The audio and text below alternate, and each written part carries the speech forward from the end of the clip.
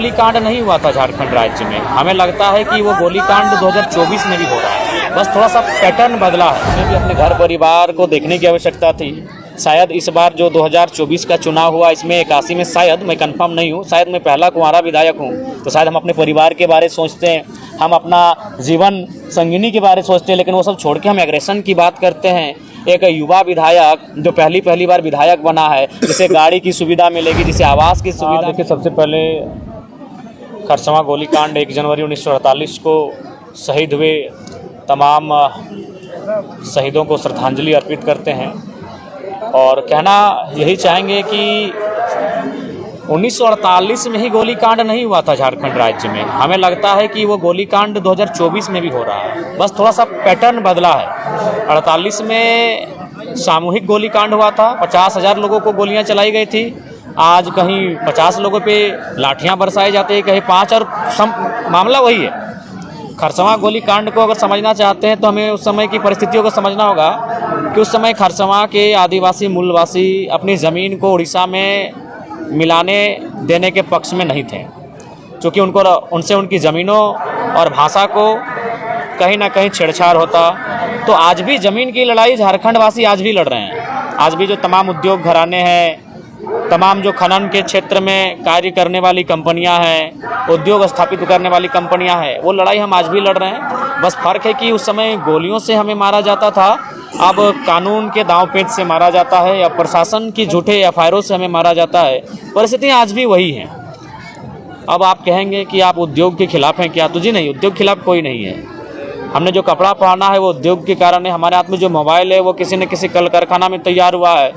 हमारा बस यही एक मांग है कि जो लोग रैयत अपनी ज़मीन देते हैं, जो ज़मीन देकर विस्थापित हो जाते हैं, उनको पीढ़ी दर पीढ़ी नौकरी मिलना चाहिए। इसलिए मिलना चाहिए क्योंकि वो ज़मीन उनके पिताजी करते थे, पिताजी से पहले दादाजी करते थे, दादाजी से पहले दादाजी करते थे। तो उस ज़मीन को जब हम उद्योग को दे रहे हैं, उद्योग के घरानों को दे रहे हैं, तो एक नियम ये होना चाहिए कि जब तक वो उद्योग वहाँ खड़ा रहेगा, चाहे वो टाटा रहे, टिस्को रहे, या VCCL रहे, CCL रहे, या कोई कंपनी रहे, जब तक वहाँ उद्योग का और कंपनी का कार्य होगा, तब तक 3rd और 4th ग्रेड की नौकरी ज़मीन देने वाले रैयत परिवार को मिलना चाहिए।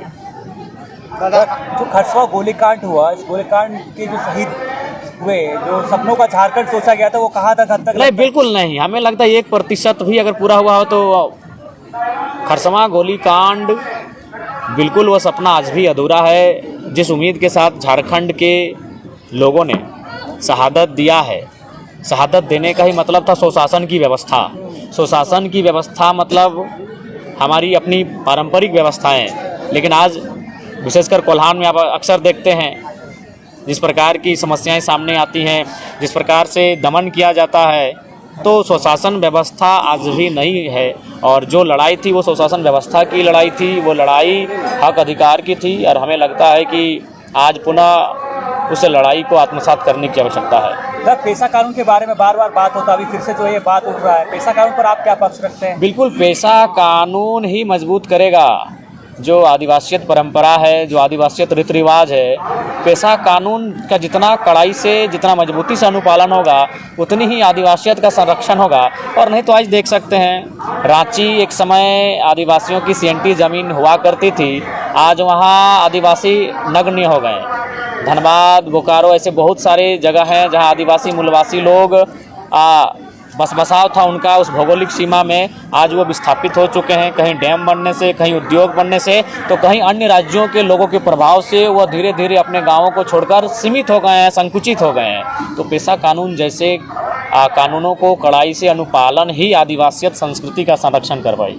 दादा, आपका एग्रेसिव को लेकर के पूरा झारखंड में चर्चा चल रही है, इस विषय की क्या कहें? देखिए, हमें लगता है कि एग्रेशन आवश्यक है झारखंड के लिए। अगर मान के चलिए आप नियम से चरणबद्ध तरीके से अगर झारखंड में काम हो जाता तो एक यूथ लड़कों को एग्रेशन करने की ज़रूरत नहीं थी। हमें भी अपने घर परिवार को देखने की आवश्यकता थी। शायद इस बार जो 2024 का चुनाव हुआ इसमें 81 में, शायद मैं कंफर्म नहीं हूँ, शायद मैं पहला कुंवारा विधायक हूँ, तो शायद हम अपने परिवार के बारे सोचते हैं, हम अपना जीवन संगिनी के बारे सोचते हैं, लेकिन वो सब छोड़ के हम एग्रेशन की बात करते हैं। एक युवा विधायक जो पहली बार विधायक बना है, जिसे गाड़ी की सुविधा मिलेगी, जिसे आवास की सुविधा मिलेगी, जिसे तमाम भत्ता की सुविधा मिलेगी, और उन सुविधाओं को छोड़कर वो कांटों की रास्ते को चुन रहा है। वो रात 2 बजे सबसे टकरा रहा है, वो माफियाओं से चुनौती दे रहा है। तो कारण यही है कि झारखंड का इतना तोहन और दमन हुआ है, झारखंड के लोगों का इतना उत्पीड़न हुआ है कि आज हम लोग एग्रेशन की भाषा में बात करने लगे हैं। जिस तरह बीसीएल वहाँ पे बीसीएल से जो लोग परेशान है, यहाँ पे टाटा स्टील बिल्कुल हर जगह, धनबाद की बात करें तो बीसीसीएल से, अगर बोकारो की बात करें, रामगढ़ की बात करें तो सीसीएल से, और जमशेदपुर की बात करें, सरायकेला की बात करें तो जो तमाम उद्योग हैं, चाहे टिस्को रहे, टाटा रहे, उषा मार्टिन रहे, और जो कंपनियां हैं, ये सत्य है। रांची जाएंगे तो एचईसी से, हिंडाल्को से। ये वास्तविकता है कि ज़मीन उन्होंने हमारा लिया, लेकिन नियोजन उन्होंने प्रदेश के लोगों को दिया। और ज़मीन भी अब सहूलियत से कहाँ ले रहे हैं, ज़मीन तो डीएसपी साहब को बगल में खड़ा करके, थानेदार को बगल में खड़ा करके, लाठी के दम पे लठेत खड़ा करके अब ज़मीन ले रहे हैं। इसीलिए मैं विरोध कर रहा हूँ ना, मैं उद्योग का विरोधी नहीं हूँ, मैं उनकी उस क्रिया का विरोधी हूँ, मैं उनके उस व्यवहार का विरोधी हूँ, मैं उनके उस तरीके का विरोधी हूँ। ज़मीन आप लेना है, ज़मीन उद्योग कहाँ लगना चाहिए, जहाँ बस बसाव कम हो। अभी देखिए जादूगोड़ा का मामला, 7 गांवों की सर्वे रिपोर्ट क्या कहती है कि जो वहाँ यूरेनियम का खनन होता है, उसके रेडिएशन से मानव जीवन में इतना प्रभाव पड़ा है कि 47% यानी 100 में 47 महिलाएं माँ नहीं बन सकती है। माँ बनने के लिए उसके अंदर एक क्षमता जो होती है, उस क्षमता को ही खो चुकी हैं। 100 में 47 यानी 50%, आधा मान के चलिए, आधा महिलाएं माँ ही नहीं बन पाएंगी। और एक महिला जो माँ बनी थी, कोई आदिवासी महिला है, नाम उसका एग्जैक्ट याद नहीं आ रहा, 6 बच्चे उसका मुर्दा पैदा हुए। तो मेरा कहना है कि उद्योग कहाँ लगे, उद्योग वहाँ लगे जहाँ मानव जीवन प्रभावित ना हो, जहाँ पर्यावरण प्रभावित ना हो, जहाँ वन्य जीव प्रभावित ना हो। उद्योग किसी लगाए ना, किसी बंजर भूमि में लगाइए। मानव जीवन को प्रभावित करके, पर्यावरण को प्रभावित करके कौन सा मुनाफा आप कमाएंगे, कौन सा इसीलिए उद्योग का कोई विरोधी नहीं, उनका जो व्यवहार है झारखंडियों के साथ, उस व्यवहार का विरोधी है। जयराम जी, नया साल आ गया है, किस तरह से आगे अपनी पार्टी को लेकर आप अपने काम किस तरह से करिएगा? क्या देखिए, हम लोग नितांत अपने कर्मों पे फोकस करेंगे। अगर हमारा कर्म सार्थक रहेगा तो लोग जुड़ेंगे। हम लोग वो ये कैंप माने बाकी लोग राजनीतिक पार्टियों की तरह जिस प्रकार लोग जोड़ते हैं, उस व्यवहार से हम लोग नहीं जोड़ेंगे। हम अपना कर्म पे केंद्रित करेंगे। ब्लॉक का मामला रहेगा, हम लोग ब्लॉक में आवाज़ बुलंद करेंगे। जिला का मामला रहेगा, हम लोग जिला में आवाज़ बुलंद करेंगे। विस्थापन का मामला रहेगा, हम लोग विस्थापन पे बात करेंगे। और लोगों को यदि लगेगा कि हमारी लड़ाई सार्थक है, हमसे जुड़ेंगे, नहीं लगेगा नहीं जुड़ेंगे। जिस तरह गुजरात मॉडल के दम पर पीएम नरेंद्र मोदी जी पीएम बने, क्या डुमरी मॉडल वो देखने को मिलेगा 5 साल का? क्या आप लोग का फोरकास्ट है? डुमरी मॉडल बिल्कुल देखने को मिलेगा, और उसके लिए हम लोग बहुत सारी योजनाओं को बेहतर सिस्टमेटिक तरीके से लाने के लिए चरणबद्ध हैं। और बिल्कुल डुमरी मॉडल को हम लोग आने वाले 5 सालों में झारखंड में एक एग्जाम्पल के तौर पे प्रस्तुत करेंगे। जयराम जी, डेट बदल जा रहा है, कैलेंडर बदल जा रहा है, लेकिन रोजगार की मुद्दा वही है, स्टूडेंट वही सड़कों पे है अभी भी। क्या कहिएगा इसको लेकर? नया साल में कुछ संदेश देंगे छात्रों को लेकर, कुछ हित करिएगा? देखिए, हम तो स्पष्ट कहेंगे, राज्य सरकार को आपके माध्यम से संदेश देंगे कि जब तक खतियान के आधार पर स्थानीय नीति, स्थानीयता के आधार पे नियोजन नीति और पिछड़ों के आरक्षण में संशोधन, जब तक इन विषयों को इम्प्लीमेंट नहीं करती है, और अगर कोई नियोजन लेती है तो उसमें क्या होगा कि झारखंडियों के साथ सरासर अन्याय होगा।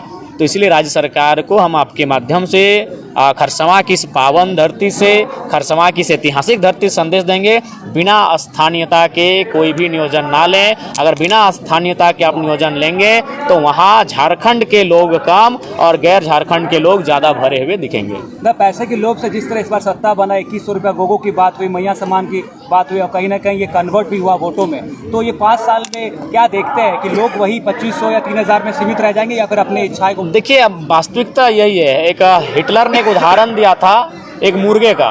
उस मुर्गे के सारे पंखों को नोचकर उसे टकला कर दिया था, और फिर मुर्गे को कुछ दूरी पे रख दिया और 2, 4, 3, 4 दाना देने लगा। वो मुर्गा स्वतः उसके चरणों में आके बैठ गया। तो हिटलर ने संसद में फिर कहा कि जनता का इसी तरह हस्र बना के रखना चाहिए, उन्हें पूरे 5 साल मुद्दों से भटका के रखना चाहिए, और अंतिम समय कुछ दाने उन्हें चुगाना चाहिए। तो वही हाल होता है, क्योंकि झारखंड की जनता को इतना निचोड़ा गया है कि उन्हें जिंदा रहना ही विकास समझ में आता है। देखिए, मैं पुनः कहूँगा, मैया सम्मान, अगर नारी सम्मान की बात है तो अच्छी बात है। मैं आज फिर तर्क दूंगा, 45 से 50 वर्ष की जो महिलाएं हैं, उससे ऊपर जो है, उनको आप ये सम्मान दें। लेकिन अगर आप 18-20 साल की बालिकाओं को सम्मान देते हैं तो उस मेहनत के साथ 2000 रुपये जो कमा रहे हैं, उनको एक धक्का लगेगा। आप किसी को फ्री में अगर 2,000-2,500 रुपये देते हैं और जो लोग अपना हाड़तोड़ मेहनत के साथ जो युवा 2,000-2,500 रुपये दिन मैंने महीना का कमा पाते हैं, उनकी मानसिकता को डैमेज करेगा। ठीक है, थैंक यू। धन्यवाद।